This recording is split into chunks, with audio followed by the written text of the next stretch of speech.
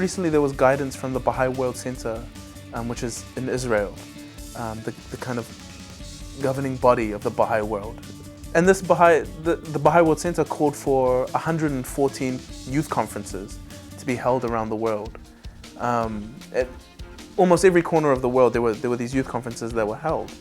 And there were for youth, not just Baha'i youth, but youth from any background, any religious, cultural background, to come together and explore this idea of community building and to explore this idea of contributing to a better world, or to the building of a better world, I should say. So the youth came together, and there were youth that were interested in this process.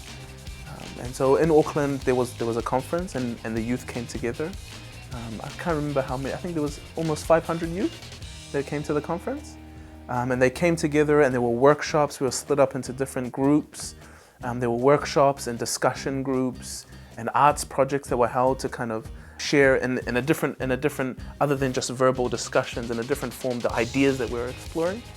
And some of the ideas that we were exploring were ideas like mutual support and the age of adolescence, you know, the age of young youth, and why it's such an important age to serve humanity.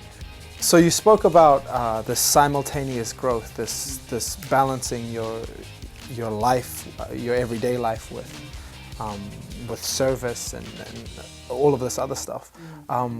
What are some of the challenges that come with that?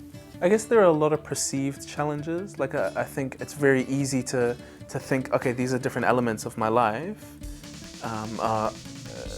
It becomes, oh, now life is harder, it's more difficult.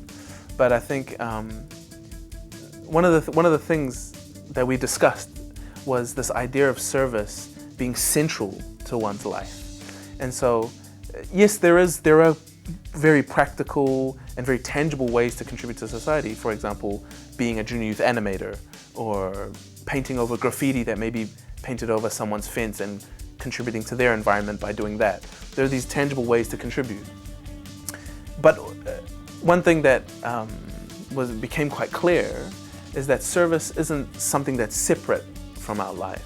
If we truly want to contribute to the betterment of society, and if we truly want society to grow and develop towards a civilization that is more prosperous, service has to be something that is central to our lives.